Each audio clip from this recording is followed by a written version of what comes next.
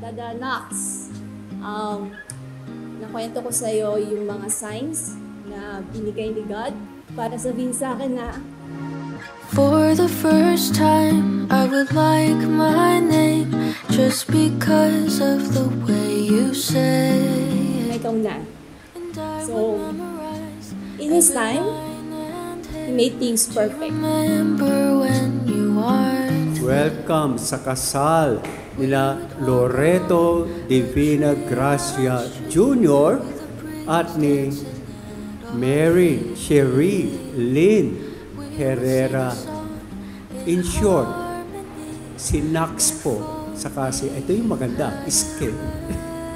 It was during the time of Typhoon Yolanda, Haya, when na-deploy po ako sa province nila, which is the province of Capiz. Doon siya naka-assign. Tamang-tama rin, nandun din ako. At araw-araw kami magkakasama. Ayun, sinubukan ko siyang ligawan. Naging close kami when we went to Antique.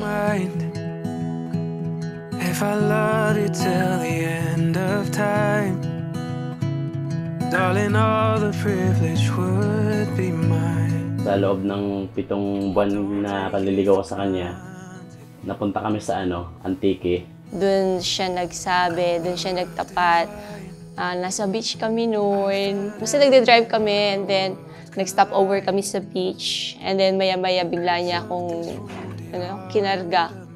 So doon ko nalaman, ay, tunay na siya. Back together. You know my imperfection. Masarap sa kasama at siya yung tipong babae na pag may bago, lalong-lalo na sa nature, tamang-tama naman, nature lover din po ako, kaya doon kami nagkakasundo. I was worth the love of someone like you. Remember, as you begin your married life, it's up to you na talagang patatagin itong paniniwalang ito. Itong ibinigay sa inyo Diyos at yung paniniwala ninyo na you are for each other. Patatagin ninyo.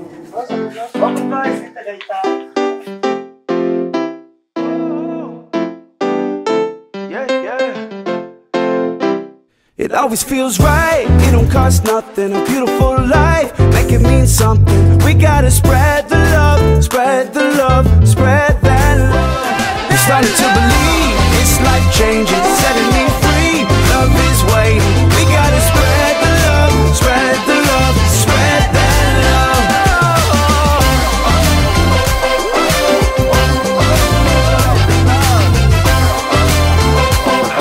Spread that love.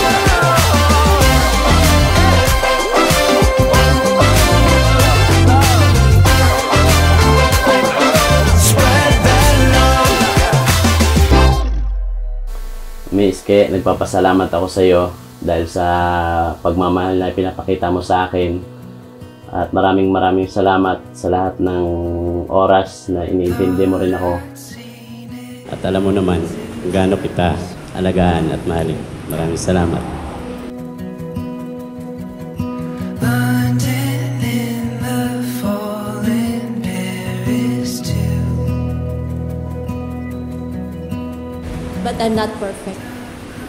May mga flaws ako.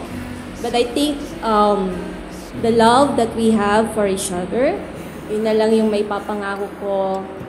Whatever challenges, kahit gaano ka kakulit, mamahalin kita.